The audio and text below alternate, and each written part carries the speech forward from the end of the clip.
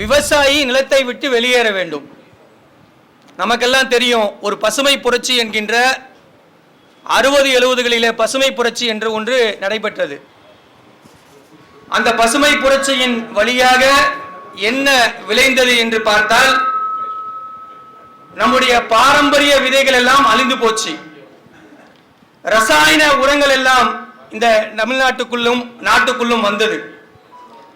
அதே போல அதிலிருந்து விளைவிக்கக்கூடிய அந்த பொருளில உடல் நலம் ஆபத்துக்கான எல்லா விதமான உடல் நலிவடையக்கூடிய விஷயங்களை அங்கே வரவழைக்கப்பட்டது. கடைசியாக இந்த விவசாயம் முழுவதும் கார்ப்பரேட்டுகளுடைய கைகளிலே கொண்டு செல்வதற்கான எல்லா வழிவகைகளையும் இந்த பசுமை புரட்சி என்கின்ற இந்த புரட்சி செய்தது. எல்லாம் நமக்கெல்லாம் தெரியும். இதுதான் இந்த பசுமை புரட்சியிலே நடந்த ஒரு பேர் அபாயம். ஆனால் இதை ஒன்றிய அரசுகள் என்று சொல்லிட்டு இருக்காங்கன்னா, நாங்கள் மிகப்பெரிய அளவில் விவசாயத்திலே புரட்சிகளை கொண்டு வந்திருக்கோம். இன்னைக்கு விவசாயிகள் எல்லாம் தற்சார்பு வாழ்க்கையை வாழ்ந்துட்டு இருக்காங்கன்னு கடைசியா வந்த பிரைம் மினிஸ்டர் மோடி கூட சொல்றாரு. இன்னைக்கு கொண்டு வந்திருக்கக்கூடிய இந்த சட்டம் என்பது தற்சார்பு என்று என்ன? தற்சார்பு என்று சொன்னால் ஒரு விவசாயி தனக்கு வேண்டியதை அவனே பயிரிடக்கூடியதுதான் தற்சார்பு.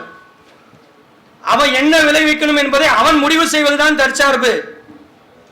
அவன் அந்த விளைவித்த பொருளுக்கு அவன் விலை நிர்ணயிப்பதுதான் தற்சார்பு என்றெல்லாம் தாண்டி இன்றைக்கு எல்லாத்தையும் மாற்றி வைத்துக் கொண்டு தற்சார்பு முறையிலே விவசாயத்தை கொண்டு போகின்றோம் என்று வெட்கமில்லாமல் பேசிக் கொண்டிருக்கின்றார்கள்.